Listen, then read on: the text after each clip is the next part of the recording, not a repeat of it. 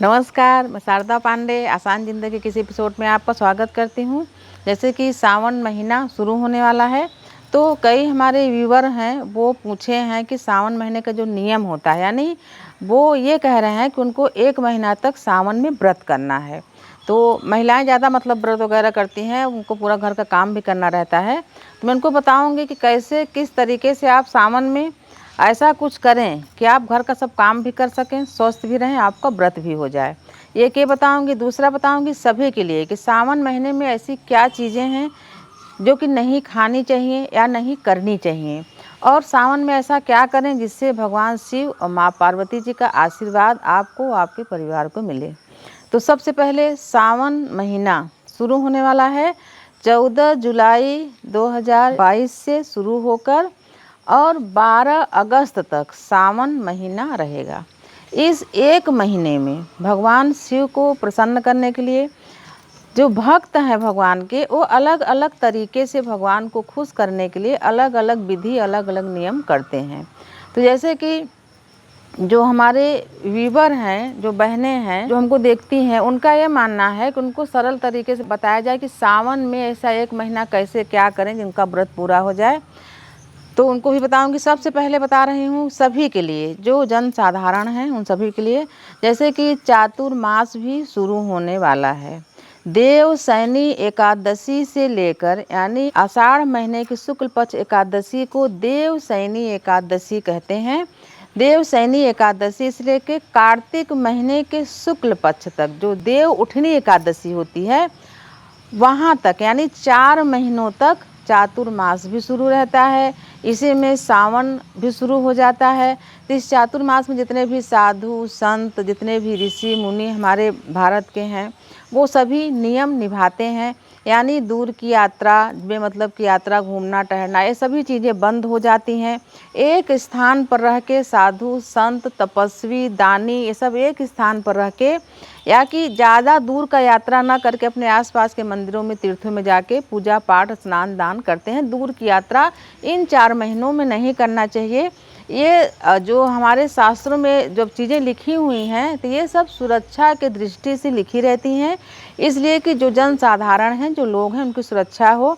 जैसे कि पहाड़ों में जाओ तो पहाड़ धसकते हैं, और तमाम नदियाँ बढ़ती रहती हैं, देखते देखते सूखा रहता है, बढ़ती नदियाँ, कहीं बांध खुला तो अचानक नदियाँ बढ़ने लगती हैं, तो तमाम जानवर या जो मनुष्य, उनको जानकारी नहीं, वो सब बह जाते हैं। इसीलिए यात्राओं को मना कर दिया जाता है। चातुर्मास में एक जगह रह के तपस्या की जाती है। तो इस चातुर्मास में पड़ता है सावन, फिर भादव, फिर कुआर जिसमें पितर भी रहता है, और या आपका नवरात्रि भी रहती है, कार्तिक स्नान भी होता है। तो ये बहुत 4 महीना दान पुण्य भक्ति के लिए बहुत ही शुभ माना गया है, और इसका अति शुभ फल भी मिलता है। तो सबसे पहले सावन महीने में जो सभी लोग हैं, जो नियम यानी सावन का निभाना चाहते हैं, व्रत नहीं करना चाहते हैं, तो उनको चाहिए कि हरे पत्ते वाली सब्जियां खाना निषिद्ध कर दें, यानी बंद कर दें।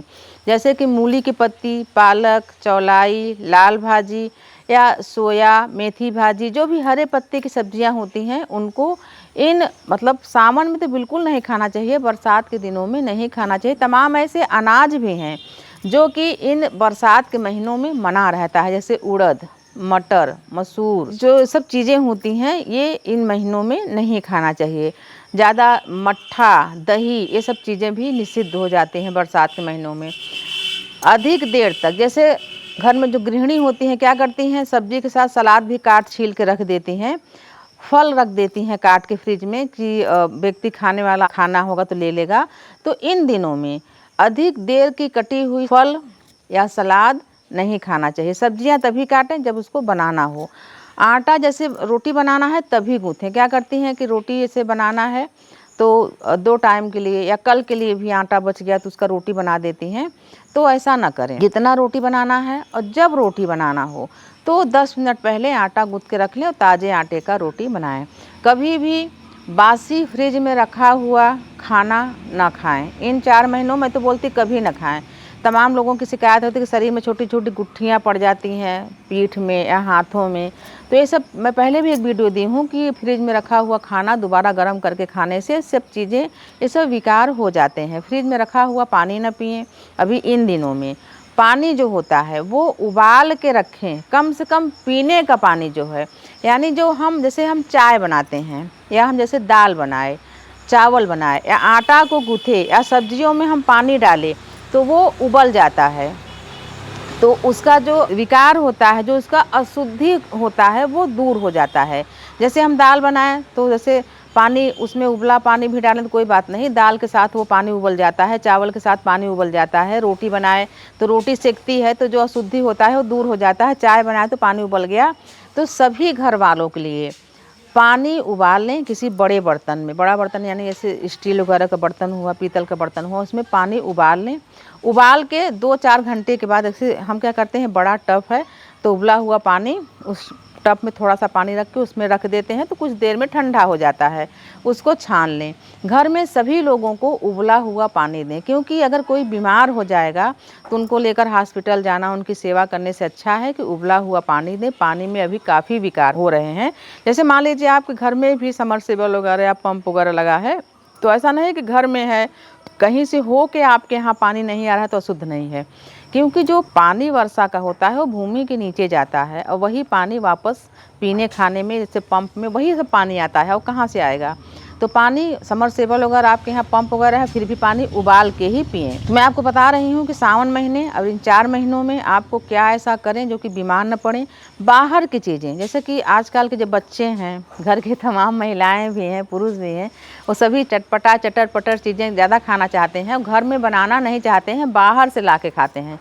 जैसे चाट पकौड़ा जो भी ये चीज़ें होती हैं, तो ये सब चीज़ें आपको अगर खानी भी है तो घर में बनाइए।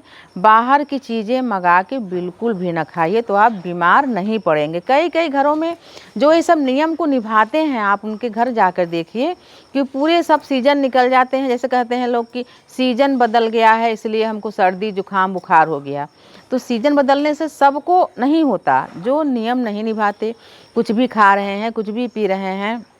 अभी जैसे मक्खियाँ काफ़ी बढ़ गई हैं, कुछ चीज़ काट के रखे फल वगैरह, और कुछ देर यहाँ वहाँ घूम रहे हैं तो उसमें मक्खियाँ आके बैठी, वही फल खा लिए, वही सलाद खा लिए, वही खाना खा लिए। तो बस एकमात्र देखने से नहीं कि आप नहीं देखे, मक्खियाँ बैठी, वो दूषित हो गया भोजन, अब आप खाए और बीमार पड़ गए। तो इन सब चीज़ों को ध्यान देना चाहिए। इन सब चीज़ों से बचाव करने से व्यक्ति बीमार नहीं होता। आप कभी कभार बीमार हो तो अलग, हमेशा जो बीमार रहते हैं इन सब चीज़ों को नहीं ध्यान रखते इसलिए बीमार रहते हैं। तो मैं आपको बता रही हूँ कि सावन में क्या विधि करें और चातुर्मास में क्या करें और पूरे 4 महीने में आपको क्या क्या करना चाहिए। जो हमारे व्यूअर ये चाहते हैं कि वो सावन महीने में व्रत करें, तो मैं तो पहले बात बताऊंगी कि आप पूरे सावन व्रत कैसे करें जो कि आप स्वस्थ भी रहें और व्रत भी पूरा हो जाए। जैसे जो व्रत करना चाहती हैं वो चाहे पुरुष हो या महिला, सबसे पहले सावन महीने लग जाएगा 14 जुलाई से, तो आप क्या करेंगे, सूर्य अस्त होने से पहले आप देख लें इंटरनेट में, गूगल में, जब भी सूर्य अस्त कब होता है उसके आधा घंटे पहले आप रात का भोजन कर लें। आपको नियम बता दें जिससे आपका पूरा सावन महीने का व्रत माना जाएगा। सूर्य डूबने से आधा घंटे पहले, मतलब कि जब सावन लग जाएगा, भोजन कर लें। भोजन कैसा करेंगे, जैसे कि आप व्रत रहना चाहते हैं तो भोजन में जैसे गाजर, गोभी, फूल गोभी, पत्ता गोभी, लहसुन, प्याज और तमाम ऐसी चीज़ें जैसे कि अरबी, बंडा, बैगन, ये सभी चीज़ें निषिद्ध कर दें, यानी न खाएं। खाना सात्विक बनाएं। जैसे मान लीजिए घर के सभी लोग नहीं मानते हैं तो उनके पसंद की आप सब्जियां बना सकते हैं, लेकिन जो व्रत करना चाहती हैं उनका व्रत कैसे माना जाएगा, कैसे पूरा होगा, मैं विधि बता रही हूँ कि सूर्य डूबने से पहले आधा घंटा भोजन कर लें। बार बार कुछ चीज़ न खाएं न पिएं। हाँ, पानी का निषिद्ध नहीं है, पानी आप कभी भी पी सकती हैं, पानी की कमी नहीं होना चाहिए। और जैसे कि मान लीजिए आप चाय वगैरह भी पीना चाहते हैं, आप जैसे कि चाय, किसी किसी को लत होता है चाय पीने का, तो आप चाय भी पी सकते हैं, लेकिन बार बार अन्न का आहार, बार बार ऐसे कुछ मुंह में जैसे बकरियों की तरह कुछ मिला यहाँ वहाँ मुंह में डाल लिया खाए, तो ये सब व्रत में नहीं माना जाता। सूर्य डूबने से आधा घंटा पहले आप सात्विक आहार पेट भर के कर लें। बहुत सारे जो पुराने लोग हैं वो हमेशा, मतलब 12 महीना सूर्य डूबने से पहले ही भोजन कर लेते हैं, दूध पी लेते हैं, कुछ चलते फिरते हैं तो उनका खाना पच जाता है। तो जो बहनें व्रत करना चाहती हैं, भाई लोग व्रत करना चाहते हैं सावन का, सावन महीने में ऐसे करें, सूर्य डूबने से पहले आधा घंटा पहले भोजन कर लें। उसके बाद पानी वगैरह पीना चाहें तो पी सकते हैं। जल्दी सोएं। जल्दी सोने का मतलब क्या है कि 9 बजे तक सो जाएं। सुबह सूर्य उदय से पहले उठ जाएं। उठने के बाद घर के जो कार्य होते हैं उन सभी कार्यों को करने के बाद फ्रेश वगैरह हो लें, मंजन मुखारी कर लें, स्नान कर लें। आपके घर के आसपास अगर शिव मंदिर हो तो वहाँ जाकर रोज़, पास में हो तो वहाँ रोज़ जाकर भगवान को बेलपत्र, कच्चा दूध, जो भी भगवान शिव को प्रिय है वो सब चीज़ें जो बन सके, रिढ़ने की सभी चीज़ें, धतूरा, मंदार का पुष्प या जो मंदार की रुई में आसान जिंदगी में दिखाई हूँ, अगर उस रुई का हम जैसे कि 2 बत्ती बना के दिया देते हैं भगवान शिव को तो 101 दीप दान का फल मिलता है। आपके आसपास में अगर वो मंदार की रुई हो तो उसका भी आप दिया दे सकते हैं। कोई भी भगवान को जो 1 महीना जो कंटिन्यू करने वाले हैं उनके लिए है। तो आप जाएं, कुछ भी शिव मंदिर में जाके चढ़ाएं। रोज़ नहीं जा सकते, सुबह मान लीजिए महिलाएं बहुत व्यस्त रहती हैं, नहीं जा सकती हैं, मंदिर पास में है, फिर भी उनको तैयार होना पड़ता है, पुरुष भाई तो चल देते हैं, तो आप शाम को जाएं। मान लीजिए आप शाम को भी नहीं जा सकते हैं तो सोमवार को तो ज़रूर जाएं और सुबह शाम जाएं। सोमवार को भोले बाबा को जो भी प्रिय है सभी चीज़ें ले जाएं। प्रसाद में चूरमा बना लें, चूरमा बना के रखें ना। जैसे मान लीजिए आप सोमवार को मंदिर जा रहे हैं तो सोमवार को ही चूरमा बनाएं। और अगर आप सोमवार को व्रत करना चाहें या 4 सोमवार पड़ रहा है उसमें व्रत करना चाहें तो आप व्रत करें, चूरमा दूसरे दिन खाएं। यानी कोई एक अन्न भी खाते हैं वैसा भी कर लेते हैं, कोई फलहार भी खाते हैं, आपको जो सुविधा है वैसा कर लें। तो मैं आपको बता रही हूँ कि सावन महीने का पूरा विधि आपके व्रत के तरीके से बता रही हूँ कि आपका व्रत हो जाएगा। उसके बाद सुबह का बता दी तो बहुत सारे कमेंट आते हैं कि सुबह हम उठ तो जाते हैं लेकिन हमारा पेट नहीं साफ़ होता, हम फ्रेश नहीं हो पाते, ऐसे में हम कैसे नहा के पूजा करें। उनकी आदत है कि सुबह पानी पीते हैं, फिर चाय पीते हैं, फिर आधा घंटा इधर उधर टहलते हैं, तब वो फ्रेश होते हैं, फिर वो नहाते हैं और फिर वो पूजा करते हैं। तो ऐसा करना भी चाहिए, यानी कि बिना शुद्धता, जो तन की शुद्धता है वो आवश्यक है। अगर आप ऐसे ही नहीं आपका पेट साफ होता है तो आप पानी भी पी सकते हैं, यानी सावन के महीने में भी, और आप चाय भी पी सकते हैं। फिर आप फ्रेश हो जाएं, उसके बाद नहा धो के भगवान की पूजा आप घर में भी कर सकते हैं, बाहर भी जा सकते हैं। मैं आपको बता रही हूँ कि आपका 1 महीने का व्रत कैसे माना जाएगा। ज़रूरी नहीं कि आप अन्न छोड़ के फल ही खाएं तभी व्रत माना जाएगा। अन्न खाकर भी आप व्रत रह सकते हैं। यानी जो चीज़ें बताई हूँ जैसे उड़द, मसूर, मटर, ये सब चीज़ें ना खाएं, बाकी सब चीज़ें खा सकते हैं। गाजर, गोभी, पत्ता गोभी, सब चीज़ें, पत्ते वाली सब्जियाँ, सब ये सब भी व्रत में आता है। अगर आप ऐसा भोजन करती हैं एकदम सात्विक स्वच्छ भोजन तो आपका व्रत में माना जाएगा। सभी कुछ चीज़ें खा सकते हैं, लहसुन प्याज नहीं खा के। जैसा मैं बताई कि सूर्य डूबने से पहले भोजन कर लें, यानी रात का भोजन, रात को 9 बजे सोएं, सुबह सूर्योदय से पहले सो के उठने के बाद जो क्रिया बताई उसको करें। सोमवार का अगर आप रोज़ नहीं जा सकते तो सोमवार के दिन मंदिर में जाके पूजा करें। और सोमवार के दिन जब आप मंदिर जाएं तो कुछ सफ़ेद चीज़ें भी ले जाएं चढ़ाने के लिए, जैसे भगवान भोलेनाथ प्रसन्न होते हैं, जैसे चावल, चीनी और दूध, कुछ सफ़ेद फूल मंदिर में छोड़ दें। जब आप साथ जाओगे तो लेकर जाओ। ज़रूरतमंदों को कुछ सेवा, जैसे ज़रूरतमंद, किसी के पास कपड़ा नहीं है, गरीब है, किसी के पास खाना नहीं है, कोई बीमार है तो उनको दवा दे दें। ये सब चीज़ें ऐसे करते हो आप तो ये सब नियम और व्रत में माना जाता है। उसी प्रकार से भव सागर का जो भव चक्कर है इससे भी आप परे रहें। भव चक्कर क्या होता है? झूठ बोलना, झूठी गवाही देना, चोरी करना, यानी लोग ये सब चीज़ें तो करते हैं, व्रत, उपवास, दान पुण्य, लेकिन ये सब चीज़ों से छुटकारा नहीं पा सकते या नहीं छोड़ सकते। चुगली करना, मंदिर से आते रहेंगे 2-4 औरतों के साथ, दूसरी औरतों को चुगली करते रहेंगे, ये सब नहीं। अगर बात भी करें तो धर्म की बात, शिव जी के संबंध से बात, माँ पार्वती के संबंधित पूजा पाठ, धार्मिक बात, ये सब करें। झूठ बोलना, चुगली करना, सब नहीं। घर में जो व्यक्ति हैं, मान लीजिए घर में जितने भी व्यक्ति हैं, जैसे आप रोज़ सेवा करती हैं उनसे थोड़ा बढ़ के उनकी सेवा कर दें तो उनको भी लगेगा कि हाँ चलो हमारी सेवा हो रही है, इनको भगवान अच्छे तरीके से रखे, हर साल सावन का व्रत करें, ऐसा होता है। अब कभी कभी क्या महिलाएं बोलती हैं, अरे आज तो मैं व्रत हूँ, आज तो मैं मंदिर जा रही हूँ, तुमको ये नहीं करूँगी, तुमको चाय नहीं बनाऊँगी, तो लोग बोलेंगे भाई इससे अच्छा तो कुछ भी मत कर, तू घर वालों को जो कर रही थी वही कर।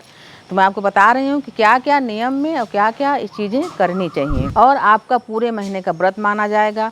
4 सोमवार का आप इसमें व्रत भी कर सकती हैं। और जब अंतिम सोमवार या सावन का जो अंतिम दिन होगा यानी 12 अगस्त को, उस दिन आप विधिवत मंदिर में जाके, यानी पूर्णिमा भी रहेगा, सावन पूर्णिमा, मंदिर में जाके सारी 1 महीने का जो भी भूल चूक हो भगवान से क्षमा याचना करें।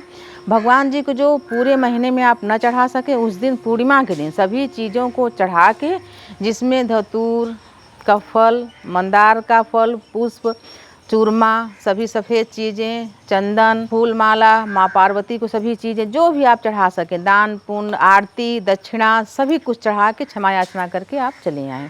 तो मैं आपको बताई हूँ, सावन का सोमवार भी आप 4 सोमवार कर लें। पूरे सावन की विधि जैसे बताई हूँ कि बार बार बकरियों की तरह खाना नहीं चाहिए। अगर व्रत आपका मानना है कि आप व्रत कर रही हो तो बिल्कुल आप ऐसे ही करें। दोपहर का खाना खाएं जो आप खाती हैं। घर वाले सभी नहीं मानते, लहसुन प्याज बाकी चीज़ें खाते हैं, तो आप उनके लिए बना के, अपने लिए कुछ आलू की सब्जी है, कुछ रोटी है, कुछ बना के आप खा लें तो आपका व्रत माना जाएगा। घर में आपके पति बच्चे तमाम, आजकल मैं देखती हूँ कि घर में अगर माँ व्रत कर रही है, पत्नी व्रत कर रही है, तो बच्चे और पति भी बोलते हैं कि चलो तुम्हारे साथ मैं भी व्रत कर लेता हूँ। अगर आपके घर में ऐसे हैं तो ऐसा भी आप कर सकती हैं। सभी लोग व्रत का नियम निभाएं और सभी लोग भगवान शिव जी की कृपा का पात्र हो जाएं। तो मैं आपको बताई हूँ इस महीने का, सावन महीने में जो सावन लग रहा है, इस महीने में आपको क्या करना चाहिए। आसान ज़िंदगी में सावन से संबंधित और भी वीडियो डले हैं, आप सर्च करके देखें। ऐसे ही वीडियो आगे भी आपको देती रहूँगी, तो आप हमारे साथ बने रहें, देखते रहें आसान ज़िंदगी। तब तक के लिए नमस्कार।